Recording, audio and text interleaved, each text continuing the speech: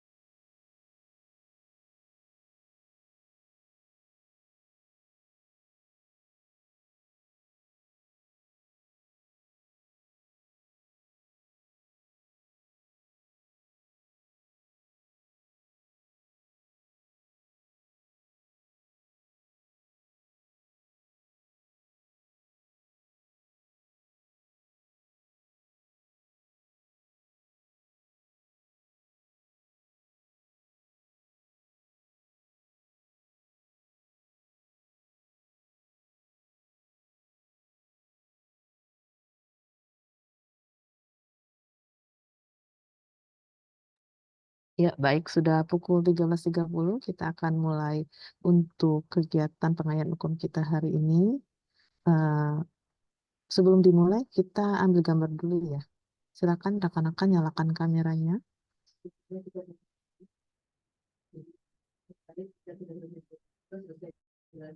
Ya, suaranya Bu Duma kedengeran nggak teman-teman? Senyum-senyum aja. Enggak. Enggak, aku nggak dengar. Oh enggak. Nggak kedengaran Bu Duma boleh ngomong lagi. Oke, ada dua layar. Halaman pertama kita akan ambil gambar. Yuk, yang layar kedua masih banyak yang belum menyalakan kameranya. Silakan dinyalakan. Oke, baik. Kita ambil gambar dari halaman pertama. Oke, 1, 2, 3. Oke, kita masuk ke halaman yang kedua. Sebentar. Angel Sri belum nyala kameranya. Nabila, Anissa, Mikdad, Anggi, Aknah, Alfafa. Ya, kita nyala kamera ya. Halaman kedua. 1, 2, 3. Oke. Baik, sudah mulai recordingnya ya. Oke. Oke, selamat siang rekan-rekan semua. Sehat? Ini kita masuk ke pengayaan untuk yang paket yang B ya. Oke, kita masuk ke saya nggak bisa share screen. Boleh dipindahkan untuk host atau co-hostnya ke saya? Oh, nggak ada. Ah, nih, ada Salsabila jadi host. Tolong. Izin Ibu boleh dicoba ulang. Oke. Oh, sudah bisa. Oke, apakah sudah terlihat di layar?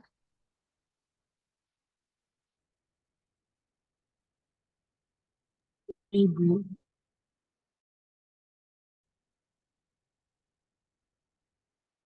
Sudah nggak?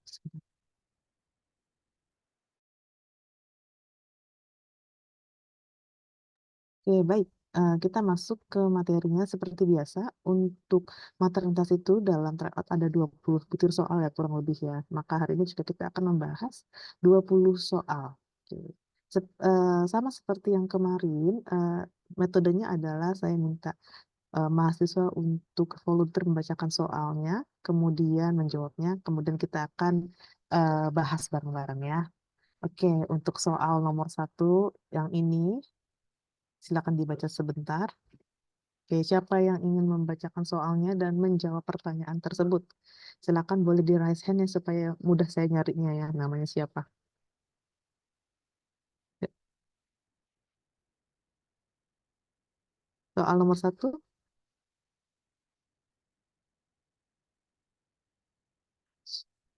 siapa boleh jawab? Yuk. Boleh Oh, Ibu, saya Ibu.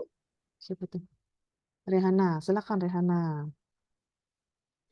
Iya, seorang perempuan berusia 26 tahun diketahui menikah pada awal Februari 2018, datang ke pusat kesehatan dengan keluhan mual muntah terlambat menstruasi selama 14 hari. Menstruasi terakhir adalah 13 April 2018. Dari hasil pemeriksaan HCG, klien dinyatakan positif hamil. Akankah taksiran persalinan pada klien tersebut? Jawabannya yang A, 20 Januari 2019. Baik, jawabannya A ya. Teman-teman yang lain gimana? Sama jawabannya? Pakai rumus apa itu? Ya, benar ya jawabannya yang A ya. Terima kasih Rehana. Oke, kalau menghitung taksiran partus kita biasanya menggunakan namanya rumus Nagel ya, seperti ini. Jadi ini untuk recall lagi, rumus Nagel itu ada 2 jenis. Kalau HPHT-nya itu antara bulan April sampai bulan Desember, maka kita pakai rumusnya plus 7, min 3, dan plus 1. Alias hari tambah 7, bulan dikurangi 3, dan tahun tambahkan 1. Tapi kalau HPHT-nya ibu itu dari bulan Januari hingga Maret, maka yang berubah ada rumus tengah dan rumus belakangnya ini ya. Plus 9, ya bulan ditambah 9, dan tahun ditambah 0. Sehingga kalau HPHT ibu adalah 13 April 2018, maka rumusnya 13 tambah 7, 20 ya. April bulan keempat, 4 kurang 3, 1. Jadi 20 Januari 2018 tambah 1 tahun 2019 ya. Jadi 20 Januari 2019. Mudah ya? Oke, ini recall saja. Nah, kalau sekarang contoh lain, Ibu punya HPHT 9 Februari 2023. Maka taksiran pertusnya kapan, teman-teman? Coba dihitung. 16 November 2023. 16 November 2023. Betul sekali. Terima kasih, Di Rahmawati ya. Pakai rumus yang kedua ini ya, plus 7, plus 9, plus 0. Oke? Mudah ya? Oke, baik. Soal nomor 1 sudah diselesaikan. Kita masuk yang kedua. Yuk, siapa yang mau baca soal nomor 2? Silakan.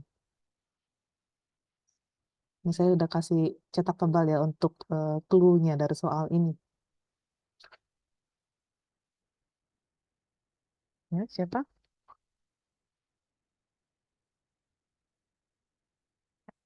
Ya, Zafira deh.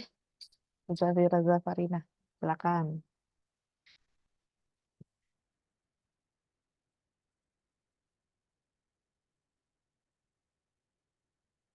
Masih di mute, Zafira. Berarti itu ya, dia kan keluhannya mulas dan kecang pada perutnya ya, Bu. Baca Ya, dulu soalnya, Dek. oke, Baca. baik. Seorang perempuan 39 tahun, G5, P4A0, usia kehamilannya 40 minggu, datang ke IGD Puskesmas. Keluhannya mulas dan kencang pada perutnya, mulai teratur, tekanan darahnya 90/70 mmHg, frekuensi nadinya 110. Mhm. Terus ini tuh ininya Ibu, pernafasannya Bu ya, pernafasan 30 kali per menit, suhunya 37. Suami mengatakan sama cengas karena istrinya tidak memakan atau meminum. Apakah edukasi sesuai kasus tersebut? Kalau keluhan mulas dan kencang. Berarti dia ke manajemen, bingung Bu, manajemen nyeri enggak? Tengah ya Bu. Boleh, boleh. Nggak usah pusing-pusing ya, ini masih belajar. Saya manajemen nyeri dia Bu, karena kan dia juga udah 40 minggu. Manajemen nyeri, benar Tapi kayak sekali. Nggak usah ragu-ragu ya, Zafira ya. Benar-benar ya. Ya, kalau kita lihat di sini, ibunya kan masih, apa namanya, 45 minggu ya, masih hamil ya. Jadi, dan ini posisinya sepertinya udah mau masuk kala 1, tapi kita belum tahu berapa pembukaannya ya.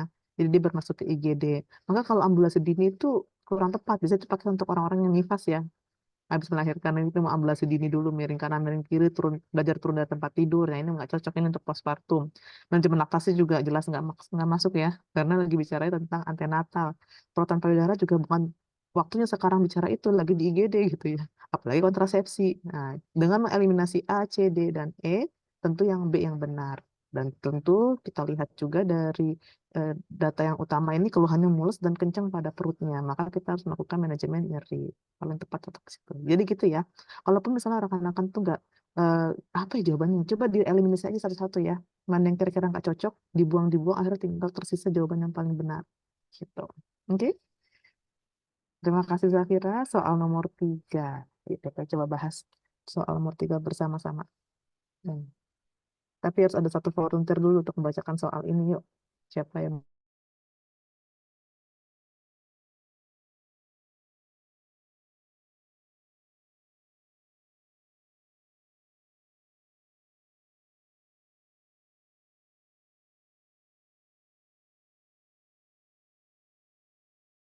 34 tahun datang ke rumah sakit untuk melakukan pemeriksaan rutin antenatal.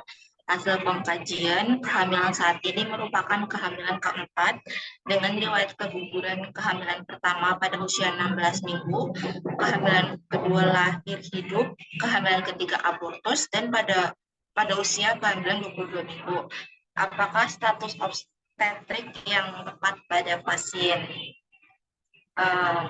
Kemarin itu G4 P1A2. G4 P1A2? Ya, betul sekali. Terima kasih Fadia. Benar ya teman-teman ya. Sederhananya gini ya, hamil keempat berarti kan G4 ya, sedang hamil. Keguguran pertama, hamil pertama berarti ada keguguran abortus 1 kali. Kita simpan dulu A-nya A1. Tuh. Terus anak keduanya lahir hidup berarti pengennya P1 ya, baru G4 P1 A1 tuh baru sampai situ doang. Nah, hamil ketiga abortus berarti A-nya nambah 1 lagi jadinya A2. Sehingga status obstetriknya adalah G4 P1 A2. Mudah ya? Nah, mudah. Oke, lanjut soal nomor 4. Ya. Soal nomor 4. Kira-kira jawabnya apa? Siapa yang mau membacakan? Silakan.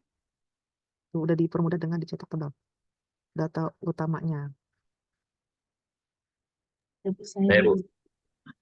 Oh, Fatur tadi ya? Nanti Zafira berikutnya Iya, ya. Bu. Ya. Nah, Fatur silakan Fatur. Seorang perempuan 28 tahun, obstetriknya G2 P1 A01, usia kehamilan 40 minggu. Pasien direncanakan SC, tes indikasi bayi letak lintang, hasil pengkajian tekanan darah 120/80, di 100 kali per menit, perkosaan 20 kali per menit.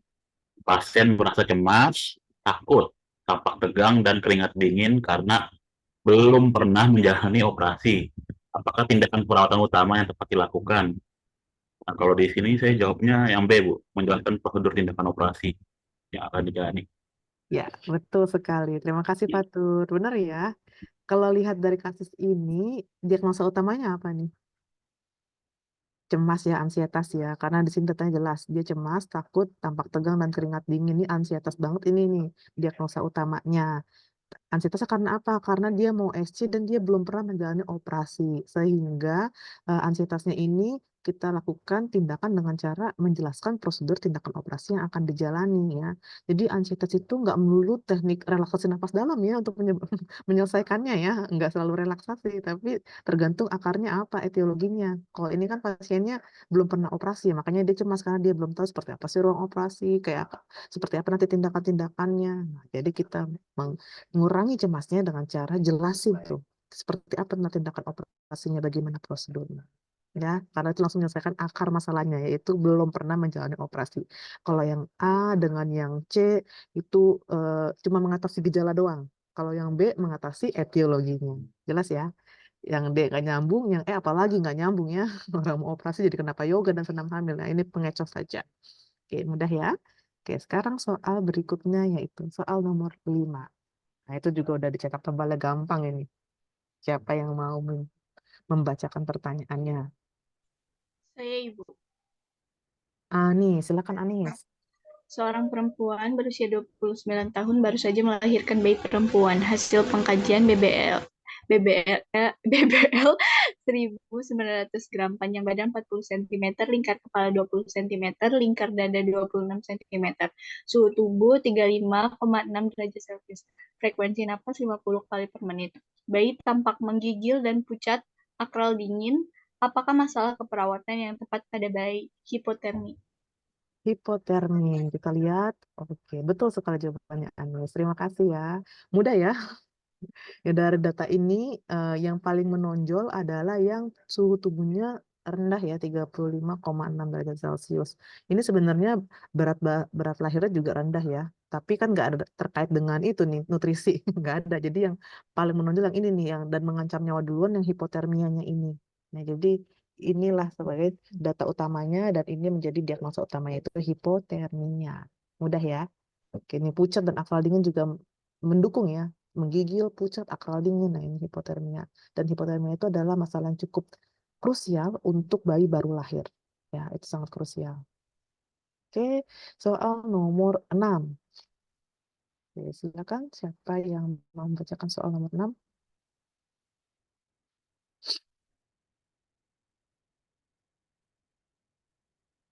Nah, itu udah dikasih cetak tebal tuh untuk clue-nya.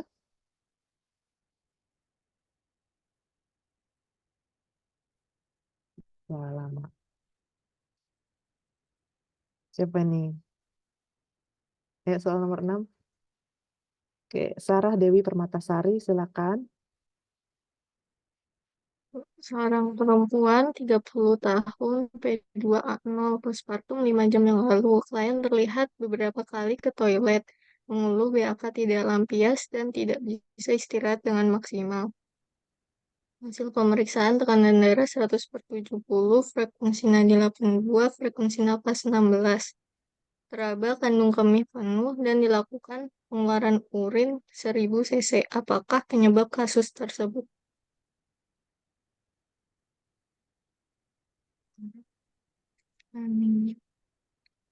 Kemarin jawab apa? Kemarin dengan Apa ya? adanya edema di uretra. Edema di uretra. Ya, betul. Gak usah ragu-ragu ya. Bener ya. Ya, ini antara edema jalan lahir atau edema uretra gitu kali ya. Oke, kalau kita lihat data utamanya, ini terlihat beberapa kali pasiennya ke toilet dan mengeluh BAK-nya tidak lampias. Maka area yang bermasalah adalah area perkemihannya gitu ya. Kalau edema jalan lahir kan nggak langsung bersentuhan dengan perkemihannya ya. Kalau jalan lahir kan terkait sistem reproduksi ya, serviks, vagina kan gitu. Nah, kalau ini BAK tidak lampias kemungkinan karena adanya edema pada uretra di sistem perkemihannya. Kayak mirip-mirip kayak ISK gitu ya, infeksi saluran kemih ya. Nah, ini bisa jadi karena mungkin saja si ibu ini dia itu bersalinnya agak lama ya. Bersalinnya lama sehingga bayinya itu menekan pada area jalan lahir dan sekitarnya, termasuk juga vesika urinaria dan juga uretranya seperti itu. Makanya karena lama tertekan, trauma lah itu uretranya sehingga menimbulkan edema. Nah, adanya edema pada uretra itu menyebabkan si ibunya ini susah BAK-nya gitu ya. Jadi ke arah sana. Edema jalan lahir agak jauh nggak tepat, robekan jalan lahir juga tidak tepat, luka episiotomi juga tidak pas ya, serta edema vagina juga nggak pas. Jadi yang terkait dengan perkemihannya adalah langsung yang ke edema uretra gitu. Oke, jelas ya.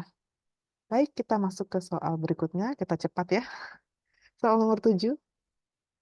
Silakan, siapa yang mau membacakan soal nomor 7?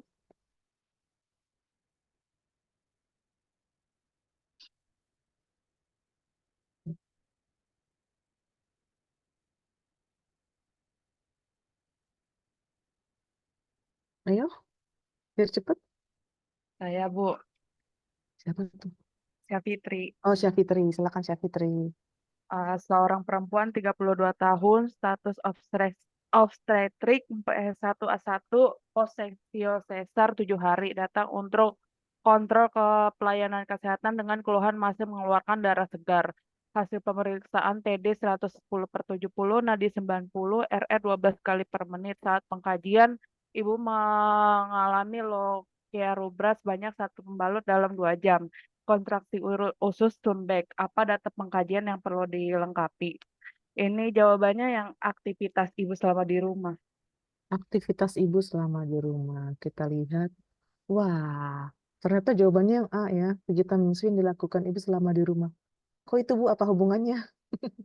Ya Bu, soalnya kan saya mikirnya itu kan ngeluarin darah segar. Mungkin kayak kegiatan apa jalannya atau gimana gitu. Oke, baik. Terima kasih Chef Fitri. Ini ternyata pengecoh yang lumayan bagus ya, sehingga banyak. Mungkin teman-teman yang lain ada nggak yang jawabnya yang A, yang agak beda sendiri seperti kunci jawaban nih? Ada nggak yang jawab A? Nggak ada sama sekali. Se- Mayoritas pada jawab yang E ya. Aktivitas ibu selama di rumah, betul? Hmm. Nah, kenapa Betul, nih? Bu. Betul ya, banyak kan yang jawab yang E ya. Iya, ternyata ini pengecoh banget nih. Nah, coba kita kulik satu-satu ya. Kenapa dia jawabnya jadi seperti ini? Sebelum ke sana kita lihat dulu ya. Nih, di sini status obstetriknya P1A1. Jelas ya, karena dia sudah post SC. Jadi teman-teman jangan lagi tambahkan ada kata-kata G1 di sini. Ya, karena sudah lahiran, maka tinggal P dan A-nya doang. Ya, P1 dan A1. Oke, kita lihat di sini dia post SC 7 hari. Keluhannya masih mengeluhkan darah segar. Harusnya kan kalau udah 7 hari itu udah bukan darah segar lagi ya, bukan lokeya rubra lagi. Ya harus udah naik yang lain lagi gitu. Udah nggak terlalu segar darahnya. Harusnya dia udah mulai kekuning-kuningan gitu. Nah, di sini lokeyanya masih lokeya rubra sebanyak 1 pembalut dalam 2 jam. Ini masih deres gitu. Artinya darah ini keluar dari mana? Dari vagina ya, bukan dari luka operasi, ya kan? Bukan dari luka SC yang di perut. Karena kita yang ditimbang adalah lokeya rubra yang berasal dari vagina. Nah, artinya em, kalau misalnya ibunya bergerak banyak di rumah, kalaupun dia menyebabkan perdarahan, maka darahnya nggak keluar dari vagina. Ya, paling pun dari luka operasi, tapi paling bentuknya rembesan, nggak sampai membuat sampai orang apa namanya hipovolemia, kecuali ada pendarahan internal. Dan pendarahan internal itu tidak terlihat dari banyaknya lokea, tidak. Kalau misalnya di rahimnya itu ternyata dia laserasi dan yang lainnya, yang terlihat adalah ibunya pucat, TTV-nya abnormal gitu ya, akralnya dingin kalau perdarahan internal. Jadi kalau aktivitas ibu selama di rumah, kalau dia banyak beres-bersih, beres-beres, terus dia banyak aktivitas perdarahan internal, itu nggak kelihatan dari lokeya rubra. Nah, kalau kita lihat data utama di sini adalah lokeya rubra, yang dimana itu darah keluar dari vagina, artinya ada sesuatu dengan rahimnya atau uterusnya. Nah, si ibu ini dia itu postpartum. Ketika dia postpartum itu ada terjadi namanya peristiwa involusio uteri. Pernah dengar teman-teman? Harusnya pernah nih, involusio uteri. Saya udah sampaikan kemarin ya, saya ketik di situ. Adalah proses kembalinya uterus ke bentuk dan ukuran semula yang tadi besar ketika dia hamil, terus dia mau mengecil, mengecil, menyusut gitu. Karena itu butuh kontraksi. Ya, kontraksi dari uterus karena dia akan menyusut, mengecil, mengecil, mengecil gitu ya. Nah, kalau misalnya involusio uterin terganggu ya, berarti uterusnya kayak saya bahas kemarin ya, pasti terabanya lembek ya. Mungkin ada atonia uteri seperti itu. Nah, kenapa kita perlu mengkaji kegiatan menyusui yang ibu lakukan selama di rumah? Nah, kita tahu bahwa involusio uteri itu terjadi oleh karena uterusnya itu berkontraksi, berkontraksi makin mengecil, mengecil, makanya ibunya kerasa kram, suka agak ngerasa ada nyeri atau mus kram sedikit di perutnya, tapi nggak terlalu sakit seperti orang mau lahir, hanya enggak ya. Kenapa? Karena ada peran yang namanya peran hormon oksitosin gitu. Jadi oksitosin itulah ketika lahiran kan dia berperan ya, dia mengkontraksikan uterus. Sama ketika pasca melahirkan atau nifas, dia juga oksitosin masih bekerja gitu. Dia mengkontraksikan uterus supaya dia semakin mengecil, mengecil, mengecil ke bentuk dan ukuran semula. Ya, karena ada peran oksitosin. Nah, oksitosin itu nggak cuma berperan pada uterus. Ya, kalau ibu yang involusio uteri ada oksitosin, terus uterusnya mengecil, mengecil, terus ada kontraksi, itu menyebabkan yang namanya istilahnya after pain. After pain. Jadi ini nyeri normal pada atau kram sedikit pada ibu pasca nifas itu wajar ya. Jadi kalau misalnya ibu, kalau kalian ketemu sama ibu nifas, terus dia kalau misalnya ngerasa ada nyeri pasca melahirkan itu wajar, itu malah bagus. Nah, nyeri ini karena tadi yang saya sampaikan karena adanya hormon oksitosin, dan hormon oksitosin itu kalian ingat bahwa itu juga berperan pada proses menyusui gitu ya. Hormon oksitosin juga eh, berperan pada proses menyusui. Jadi ketika seorang ibu menyusui bayinya, maka akan ada dua hormon bekerja. Satu, ada hormon prolaktin ya, yang memproduksi ASI-nya, supply-nya, dan yang kedua adalah hormon oksitosin yang memerah itu kelenjar ASI supaya keluar ASI-nya. Kontraksi, kontraksi, kontraksi gitu. Jadi kalau misalnya lokeia rubranya itu banyak, berarti hormon oksitosinnya tidak bekerja dengan baik. Nah, kemungkinan ibunya juga tidak menyusui dengan baik di rumah. Mungkin tidak dikasih susu formula doang, ibunya nggak menyusui seperti itu. Makanya kita perlu kaji. Kenapa? Kita perlu kaji apakah ibunya menyusui dengan baik di rumah, apakah dia menyusui secara eksklusif atau tidak di rumah. Karena kalau menyusui tentu hormon oksitosinnya keluar, dan oksitosinnya itu juga berperan pada proses involusio uteri yang tadi. Gitu. Ya, jadi arahnya ke sana. Ya agak jauh, tapi ya itu mestinya sih harusnya udah dibahas juga ya ketika di mata kuliah matematika terkait nifas atau postpartum. Gitu ya. Jadi karena ada peran hormon oksitosin. Makanya kalau misalnya kalian di rumah sakit ketemu sama ibu bahkan melahirkan, terus dia lagi menyusui, ini kok saya lagi menyusui, kok perut saya agak sakit ya, nggak enak ya. Oh nggak apa-apa Bu, itu bagus, tanda yang bagus bahwa proses nifas ibu berjalan dengan lancar. Itu uterus ibu lagi bekerja kembali ke bentuk dan ukuran semula.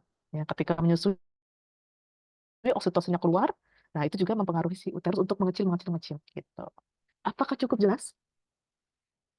Jelas ya, tidak terlalu cepat.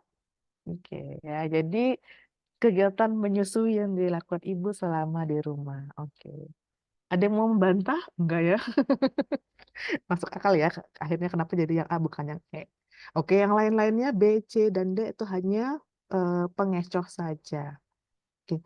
Ngomong-ngomong suara saya tuh putus-putus atau enggak ya? Kok saya ngelihat teman-teman yang lain agak-agak nge-freeze?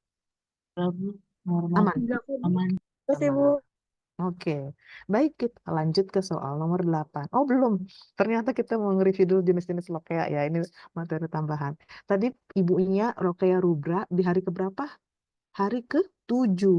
Nah, kalau kita lihat hari ke-7 itu harusnya sudah lokeia sanguinolenta. Ya, rubra itu hanya di hari ke-1 sampai hari ke-3 doang, merah sampai kehitaman. Ya, ciri-cirinya nih ada ada sel-sel desi 2, vernix dan yang lainnya.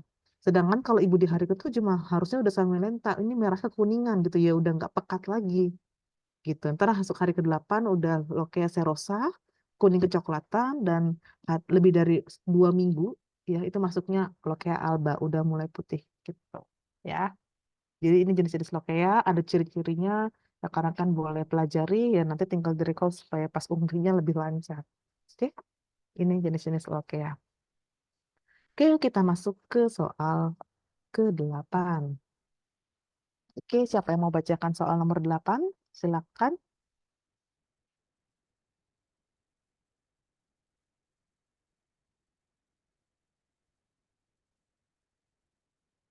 Yuk, siapa yang baca nomor 8?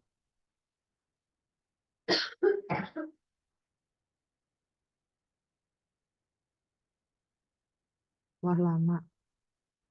Siapa ya? Endah Dwi Cahyani. Silakan. Iya, Ibu. Hmm. Jadi nomor 8, seorang perempuan 27 tahun, G1P0H0A0, usia kehamilannya 38 minggu, datang ke RS dengan keluhan perut mulas dan terasa tidak enak seperti kram. Hasil pengkajiannya TFU-nya 36 cm, PUKA DJJ-nya positif 152 kali per menit, terdapat haluaran lendir darah per vagina, penurunan kepala 3/5, dan kandung kemih terasa penuh. Apakah intervensi keperawatan yang tepat dilakukan? Kalau kemarin saya jawabnya itu ini Bu, mengajukan ibu untuk BAK ke kamar mandi, tapi masih ragu-ragu. Nah, ternyata benar ya Enda ya. Menganjurkan ibu untuk BAK ke kamar mandi ya. Karena ini data utamanya kandung kemihnya terasa penuh dan dia kan ngeluh nggak nyaman ya.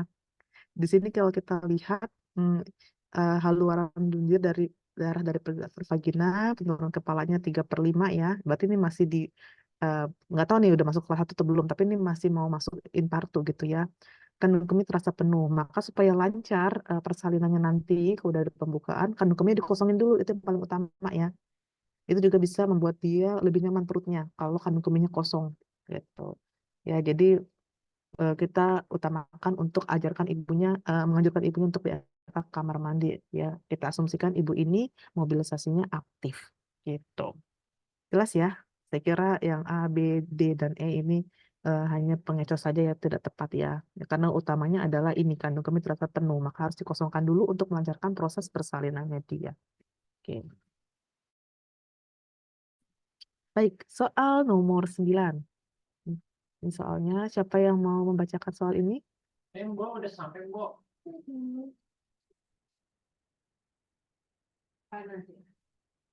Yuk, siapa membaca? Oke, Mira Putri, silakan. Baik Ibu, seorang perempuan 25 tahun, G1P0A0, hamil at term, dirawat di kamar bersalin. Pasien mengeluh nyeri yang menjalar dari bagian bawah rahim ke arah sakrum. Hasil pemeriksaan pembukaan serviks 3-4 cm, porsio teraba tebal. Perawat memberikan kenyamanan dengan memberikan terapi musik sesuai keinginan Ibu.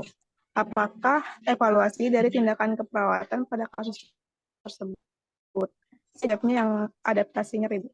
Adaptasi nyeri. Oke, ternyata betul. Terima kasih Mira Putri. Ya betul ya. Jadi di sini kita lihat diagnosa utamanya kayaknya ke arah nyeri ya, karena ini yang dicetak tebal nih, mengeluh nyeri menjalar dari bagian bawah rahim ke arah sakrum. Terus perawat memberikan kenyamanan dengan memberikan terapi musik sesuai dengan keinginan ibu. Nah di sini diagnosa utamanya nyeri, lalu diberikan terapi relaksasi melalui terapi musik. Nah tujuan utamanya untuk apa? Untuk supaya pasiennya tuh beradaptasi terhadap nyeri melahirkan yang sedang dirasakan oleh si ibu ya. Kalau ibu lagi infartu ini, diagnosa nyeri itu tujuan utamanya bukan untuk menghilangkan nyeri sama sekali ya, bukan ya. Karena kalau misalnya nanti dikasih obat analgetik itu, nah nanti kontraksinya berkurang gitu, menghambat saraf-saraf dan hormon oksitosin gitu ya. Jadi tujuan utama untuk mengelola nyeri melahirkan ini adalah supaya ibunya bisa beradaptasi terhadap nyerinya, bukan supaya nyerinya benar-benar hilang, enggak ya. Kalau dikasih analgetik, dikasih macam-macam obat, malah nanti kontraksinya hilang, malah mengganggu proses persalinan normal gitu ya. Jadi itu dia adaptasi nyeri ya. Oke, soal nomor 10. Silakan siapa yang mau baca? Ini mudah ini. Soal nomor 10. Saya belum. Zafira silakan. Seorang perempuan berusia 20 tahun, P1A0, pos SC hari ketiga, dirawat di ruang nifas bersama bayinya. Hasil pengkajian, pasien dinyatakan ingin memberikan ASI eksklusif, refleks hisapnya baik-baik, perlekatan ibu dan bayi saat menyusui sudah tepat dan terlihat pergerakan menelan. Apakah masalah keperawatan pada kasus tersebut? Untuk masalah keperawatannya itu kesiapan menyusui. Baik, terima kasih Zafira. Betul sekali ya, data di nomor 10 ini semuanya positif ya, sehingga pasti diagnosanya potensial sejahtera nih. Ya, yang mengarah ke sini cuman yang A doang, yang B, C, D, E semuanya nggak bagus. Ya, itu sederhananya mudah ya. Oke, baik, masuk ke soal nomor 11. Saya membacakan nomor 11.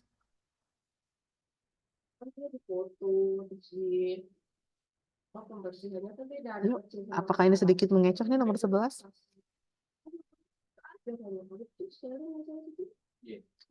Boleh saya baca, Bu? Siapa tuh? Oh, Vivi, silakan.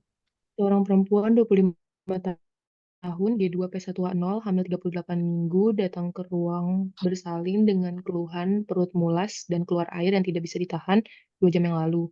Pada pemeriksaan pembukaan serviks 3-4 cm, bloody show, kontraksi kuat 3 kali dalam 10 menit. Tekanan darah 120/80. Apakah tindakan keperawatan yang tepat dilakukan pada kasus tersebut? Jawabannya, saya yang D, Bu, kemarin. Tidak baring di tempat tidur dengan posisi miring. Kenapa lu Vivi mau jawab yang D? Bener loh jawabannya D loh. Karena saya ingat waktu saya di ruang VK tuh Heeh. ibunya lagi bener-bener mules, tapi saat vaginal torch itu dia belum sampai pembukaan 5 ke atas gitu, Bu. Jadi ibunya ini ya ditinggalin aja tuh sama bidan di sana. Bener-bener ya, tapi posisinya miring ya, Bu, gitu. Jadi saya teringat-ingat momen itu, Bu.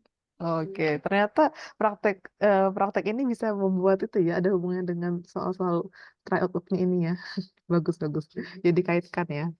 Oke, kita bedah lebih dalam ya. Oke, itu bisa menjadi salah satu referensi untuk menjawab soal ini, tapi kita coba bedah lebih kuat lagi. Kenapa bukan yang A, B, C, dan E? Nah, kita eliminasi satu-satu jawaban ini ya. Oke, data utamanya adalah perutnya mules dan keluar air yang tidak bisa ditahan 2 jam yang lalu. Mules dan keluar air yang tidak bisa ditahan 2 jam yang lalu. Kemungkinan besar di sini ketubannya pecah ya, karena keluar air 2 jam yang lalu dan nggak bisa ditahan. Kemungkinan besar ini ketubannya yang pecah. Ya, udah pecah sebelum pembukaannya lengkap ya.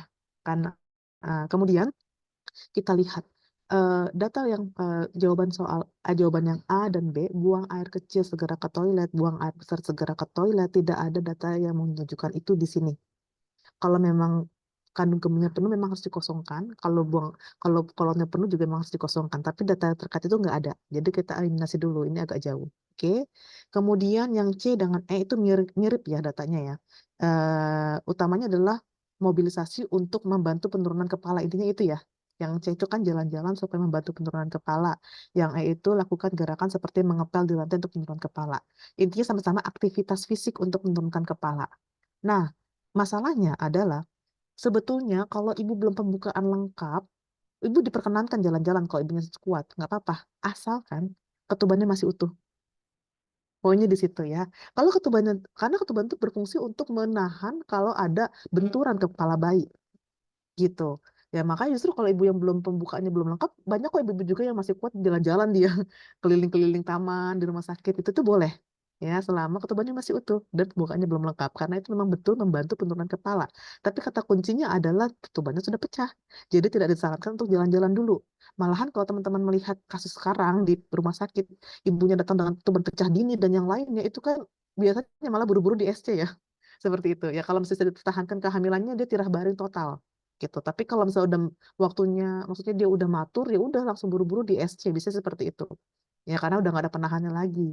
Maka posisi di sini kita lihat ketubannya sudah tidak ada, dan pembukaannya masih agak jauh 3-4 cm, masih bisa menunggu sampai pembukaan lengkap 10 cm, maka kita anjurkan ibunya tirah baring dengan posisi miring saja. Bisa ke miring kiri misalnya seperti itu, atau bolak-balik begitu ya untuk apa namanya misalnya pegel gitu ya. Jadi utamanya adalah bed rest atau tirah baring di tempat tidur dengan posisi miring sambil menunggu pembukaan sentriknya mencapai 10 cm gitu ya, baru bersalin secara spontan. Tapi kalau misalnya udah lewat 24 jam ini kok nggak keluar-keluar juga bayinya, maka buru-buru disito ya, atau dibantu untuk induksi gitu. Kalau induksi persalinan nggak mempan ya masuk sito SC karena ketubannya udah kepecah duluan gitu. Jelas? Jelas ya. Oke. Jadi kata kuncinya di situ. Baik, soal nomor 12. Siapa yang mau baca soal nomor 12? Silakan.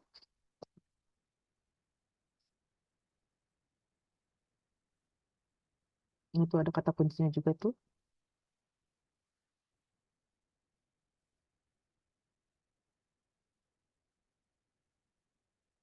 Oke. Salsabila deh. Seorang perempuan 22 tahun P1A0 postpartum 1 jam yang lalu di puskesmas. Selama dirawat ibu tidak ada yang menemani. Hasil pemeriksaan tes HIV dinyatakan positif. Saat perawat melakukan pemeriksaan puerperio, respon klien menangis. Apakah intervensi keperawatan yang sesuai dengan kasus yang Bu? Dengarkan klien saat menangis dan bicara. Ya, betul sekali. Terima kasih Salsabila. Betul ya. Jadi kalau kita lihat di sini saya juga sebenarnya agak bingung mana ini ya, agak-agak bingung. Nih, AB-nya agak sedikit mengecoh. Tapi kalau kita lihat di sini selama dirawat ibu tidak ada yang menemani. Kata kuncinya nggak ada temannya. Artinya dia butuh teman untuk bicara gitu ya. Nah, kita lihat dulu yang B. Kita biarkan kalian mengekspresikan kesedihannya. Biasanya kalau dalam SP komunikasi kita kan memang ada biarkan kalian untuk mengekspresikan kesedihannya. Tapi karena dia di sini nggak ada yang menemani, maka itu menjadi kurang kuat gitu ya. Kalau kita lihat misalnya kalau klien mengekspresikan kesedihannya, dia mau menangis, dia mau marah atau yang lainnya, asalkan nggak kita larang, ya itu nggak masalah. Itu udah mengekspresikan kesedihan namanya kan. Tapi itu tidak menjawab untuk etiologi tidak ada yang menemani. gitu. Dia cuma mengekspresikan kesedihannya doang, tapi akarnya itu dia nggak punya teman itu nggak ada gitu. Sehingga yang lebih tepat adalah yang A, mendengarkan klien saat menangis dan berbicara gitu ya. Jadi kita mendengarkan secara aktif ya, salah satu teknik komunikasi ya, mendengar aktif gitu. Kalau yang C tidak tepat ya waktunya ya, bukan saat ini dia menanyakan kenapa bisa dapat HIV, tambah pusing nanti dia ya. Panggil konselor, itu juga belum waktu yang tepat, biarkan dia dulu untuk berbicara lalu kita dengarkan dengan aktif gitu. Banyak pertanyaan juga nggak pas ya. Gitu ya. Jadi yang paling tepat adalah yang A. Oke. Baik, soal nomor 13, silakan siapa yang mau baca soal ini? Boleh ibu saya. Oke, Zafira silakan. Seorang perempuan 23 tahun dirawat di Bangsal Kebidanan. Hasil pengkajian, klien hamil dengan status obstetri G1A0 P0 H0. Usia kehamilannya 20 minggu, klien terjatuh di kamar mandi dan mengalami keguguran. Klien belum mengetahui informasi tersebut, namun perawat telah diminta dan menyetujui permintaan keluarga untuk merahasiakan terlebih dahulu informasi tersebut dari klien sampai kondisi psikologis klien benar-benar membaik. Apakah prinsip etik yang harus dilakukan oleh perawat?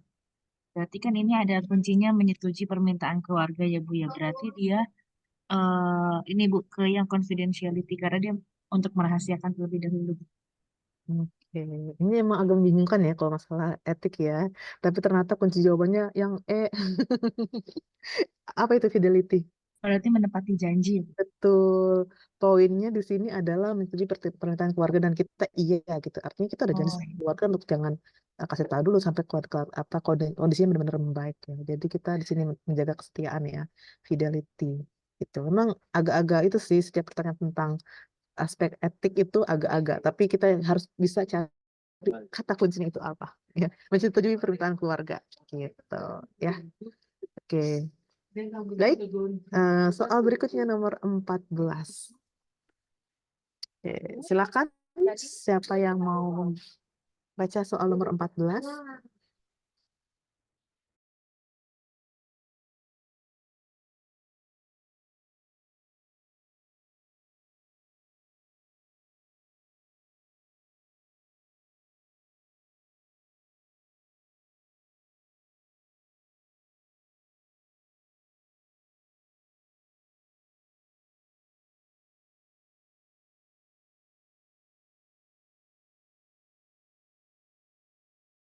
Ayo nomor 14.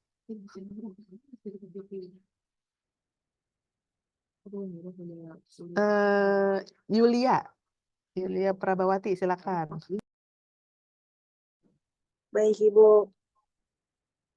Seorang perempuan 23 tahun, status obstetriknya P1A0, postpartum spontan hari ke-1, dan direncanakan pulang nanti sore. Hasil pengkajian tanda vital dalam batas normal, lokia rubranya kurang lebih 100 cc, dan pasien masih mengeluh sedikit mulas pada perut bagian bawah. Bagaimanakah kondisi uterus yang diharapkan pada pasien? Karena ini masih H+1,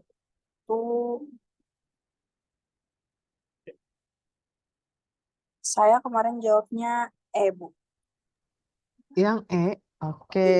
Ternyata jawabannya yang benar adalah yang B, terlalu keras dan berada tepat di umbilikus.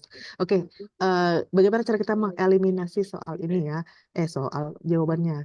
Harapannya kalau postpartum itu uterus itu terlalu banyak keras ya teman-teman ya. Tadi kan kita maunya ada involusi uteri, ada oksitosin yang bekerja di sana supaya menyusut itu ukuran uterus menjadi kembali ke bentuk dan ukuran semula, sehingga uterusnya harus teraba keras, palpasinya harus keras. Kalau dia lunak maka dia mungkin atonia uteri gitu. Nah, yang di sini yang teraba keras itu cuma jawaban B dengan yang C. Berarti tinggal yang belakangnya ini. Apakah pentak fundusnya ada di umbilikus atau ada di 3 jari di atas simfisis? Kalau 3 jari di atas simfisis berarti kan antara pertengahan simfisis pubis dengan umbilikus. Ini udah tengah-tengah tuh, berarti kan udah jauh banget turunnya. Padahal masih hari pertama. Ya, berarti kalau kita tebak, walaupun kita nggak hafal, kita jawab yang B. Berada di tepat di tengah-tengah umbilikus. Gitu. Jelas? Ya, karena masih hari pertama.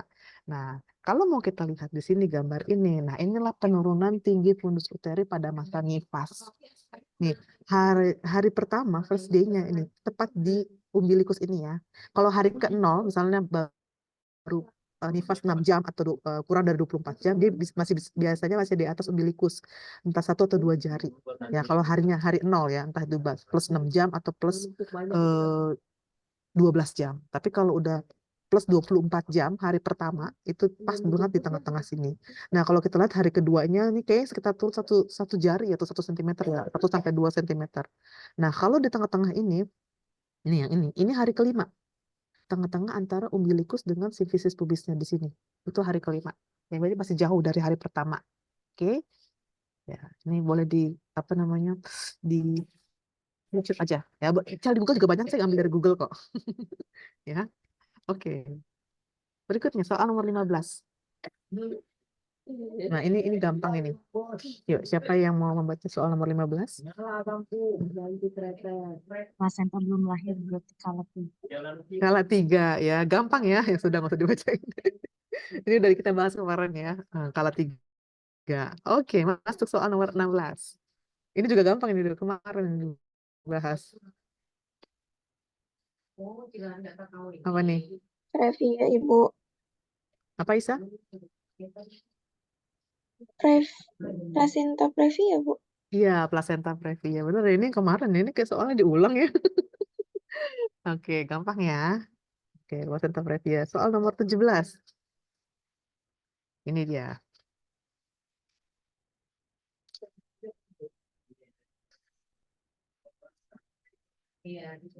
Apa nih soal nomor 17?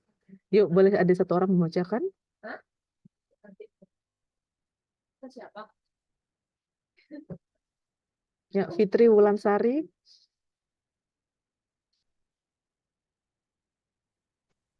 Ya, Ibu. Ya, silakan.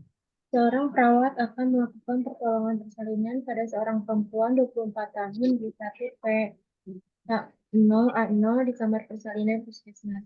Saat dilakukan pemeriksaan dalam oleh perawat diketahui pembukaan vagina klien sudah memasuki pembukaan 5. Apakah tindakan yang tepat dilakukan oleh perawat?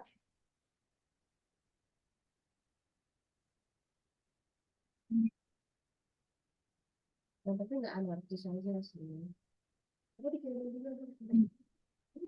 Nggak apa-apa, tebak aja. Apa kira-kira? Kemarin jawab apa waktu tryout-nya? Menurut saya yang Ibu. Yang oke. Emang ini agak itu ya, tricky nih. Ternyata jawabannya yang B, memberikan pancake pada klien tentang cara mengendalikan yang efektif.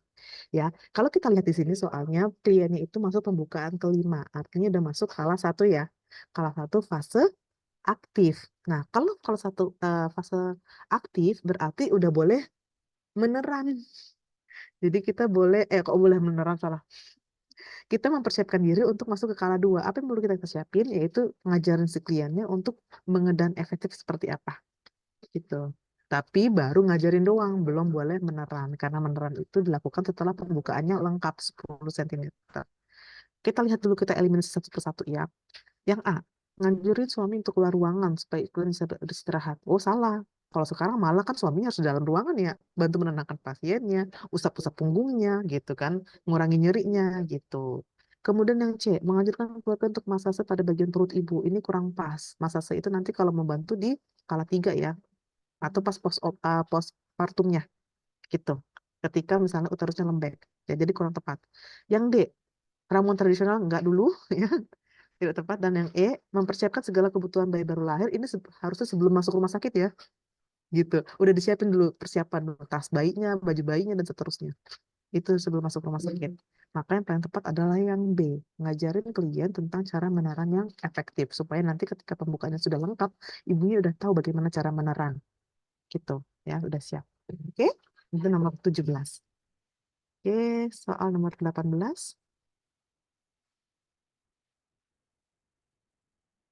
Siapa mau baca soal nomor 18? Angel Sri, silakan. Seorang pasien 28 tahun, P3A0, 6 jam pasca operasi seksio sesar di ruang postpartum. Hasil pengkajian terlihat klien berbaring terlentang di tempat tidur, meringis kesakitan memegangi daerah operasi. Skala nyeri 6-7, perawat akan melakukan pendidikan kesehatan pada ibu. Apakah informasi relevan pada kasus tersebut? Saya kemarin perawatan luka pos operasi, Bu. Perawatan luka pos operasi, ya betul. Oke, betul ya, Angel. Jadi di sini sebenarnya sih kalau dari kasus ini kebanyakan tentang nyeri ya, meringis kesakitan. Tapi karena tidak ada yang terkait tentang nyeri di sini tindakannya, maka kita melihat bahwa dia tuh memegangi daerah operasi ya, luka operasinya skala nyeri sekian-sekian, maka eh, yang paling dekat adalah tentang perawatan luka operasi. Jadi begitu ya. Kalau ambulasi dini belum dulu karena masih 6 jam pasca operasi, kecuali pasiennya eraks ya. Tapi di sini kayak kasusnya belum ngomongin eraks nih ya. Nah, ini ambulasi dini nggak dulu, kemudian manajemen laktasi juga belum, ya, karena di sini masalah utamanya yang di highlight adalah ya tentang nyeri karena daerah atau luka operasinya. Proton payudara juga enggak, dan proton payudara lahir juga kurang tepat. Maka kita ambil yang paling dekat dengan kasus ini adalah yang perawatan luka post operasi. Gitu. Oke, soal nomor 19. Siapa? Soal nomor 19. Ya, Nadira Salma. Nomor 19, seorang ibu berusia 33 tahun, status obstetrik D3+1A1, usia kehamilan 39 minggu, datang ke UGD dengan keluhan keluar air bercampur darah, lendir tidak ada, tekanan darah 120/86 Hg, frekuensi nadi 86 kali per menit, RR-nya 24 kali per menit, dan suhu 37. Riwayat melahirkan anak pertama normal. Apakah pemeriksaan selanjutnya yang tepat dilakukan perawat itu yang B, bukan Bu? Pemeriksaan dalam atau VT? Ya, betul sekali ya. Datanya udah lengkap, tinggal kita mau tahu udah masuk kala 1 atau belum gitu ya. Belum ada data pembukaannya. Kalau ada masuk pembukaan 1 berarti udah masuk kala 1. Kalau masih belum ada pembukaannya berarti belum in partu kan gitu ya. Ya, jadi betul sekali kita kurang data tentang pembukaan, yaitu dilakukan dengan pemeriksaan dalam atau vaginal touch itu ya. Oke, soal nomor 20 yang terakhir. Silakan, siapa mau baca soal nomor 20?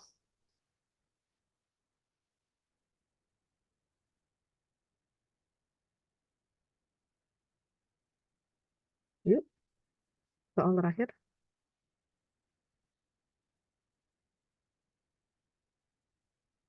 Ya, Nabila Saya boleh Asmarani. Siapa tuh? Siapa tuh yang mau jadi, siapa ya? Siapa? Fauzia, Ibu. Oh, Fauzia. Silakan Fauzia. Seorang perempuan berusia 30 tahun datang ke Poliklinik KB untuk konsultasi dengan mengatur jadwal kelahiran anak. Hasil pengkajian pasien baru memiliki satu anak yang berusia 7 bulan. Observasi tanda-tanda vital, tekanan darah 140/90, frekuensi nadi 80 kali per menit, dan IMT 27.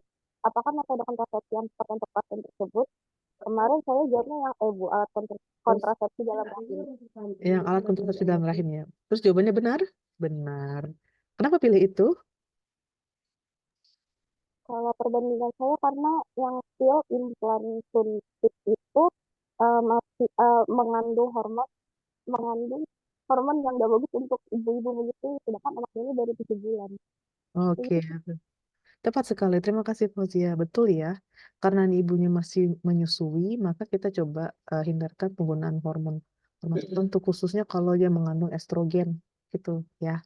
Nah, ini pil, implan, suntik itu semuanya terkait dengan hormon. Kalau kontrasepsi mantap ini kan steril ya. Anaknya baru 1, usia baru 30 tahun. Jadi masih ada kesempatan untuk hamil lagi dan punya anak lagi. Jadi kita tidak pilih yang kontap ini ya, kontrasepsi mantap. Nah, yang paling aman adalah AKDR ini. Kita cari yang Koperti yang dari tembaga ya. Yang Koperti CU tembaga itu, yang IUD tembaga ya. Jadi itu tidak mengandung eh, hormon. Ya, itu lebih aman untuk ibu yang masih menyusui, dan IMT-nya ini obes ya, 27 ya. Obes tingkat 1 atau tingkat 2 ini? Saya nggak hafal nih ya. Nah, kalau misalnya obat-obatan KB yang ada hormon, apalagi isi hormon ada estrogen yang ada di dalamnya, itu bisa memicu penembakan sel lemak gitu. Jadi orang-orang itu kadang-kadang ada efek sampingnya, berat badannya meningkat signifikan. Nah, yang minum pil KB ya untuk khususnya yang ada estrogennya. Nah, karena itu lebih baik yang paling aman adalah yang AKDR ya, alat kontrasepsi dalam rahim atau IUD yang Kaperti, yang tembaga.